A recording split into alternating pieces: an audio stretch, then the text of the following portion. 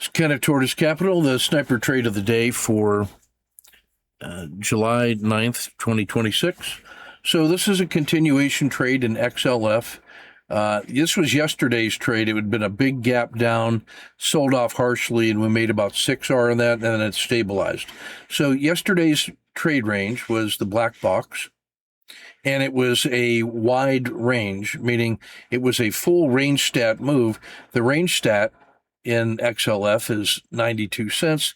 That orange column is 92 cents. So it made a full range stat move yesterday, and we're going to see that it almost made a full range stat today. So the range from yesterday, the high and the low matter. That's the black box.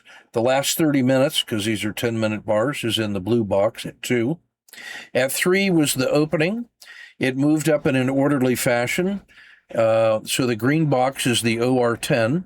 When it broke out of the OR10 range in the second bar, we buy it. Now, my choices are, for statistics, I could use an R5 or an R10. An R10 is 1/10 of the size of the range stat. That is 9 cents, or I'm sorry, 5 cents. No, I'm right, 9 cents. Round that off to 10 cents. This yellow box at 11 is 10 cents. The yellow box at 12 is an R5, which is 20 cents, or 2 times the R10.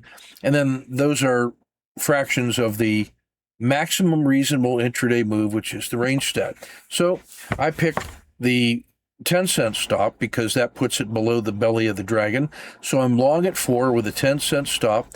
At 5, it is a 1, 2, 3, and we're an R in hand, so I add a position at 6. We got momentum. The RL10 is straight up. Here it starts to roll over, so now at 7, I'm stalking the exit. It fell short of reaching yesterday's high, so when that starts rolling over, I'm stalking the exit. I take the exit at the skin of the dragon, and this nets out to a 6R.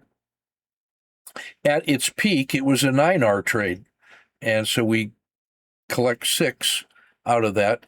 At 10, I considered a COTA 2. There wasn't a lot of time left in the day, and I ended up had better things to trade. But at 10 would be a natural place. If you end up taking the 1, 2, 3 entry on a COTA 2, you won't lose money on that trade. But it's just, that's what a COTA 2 would look like. So that's the sniper trade of the day. Continuation from XLF. It's in play because it was in play yesterday, and it was an orderly move.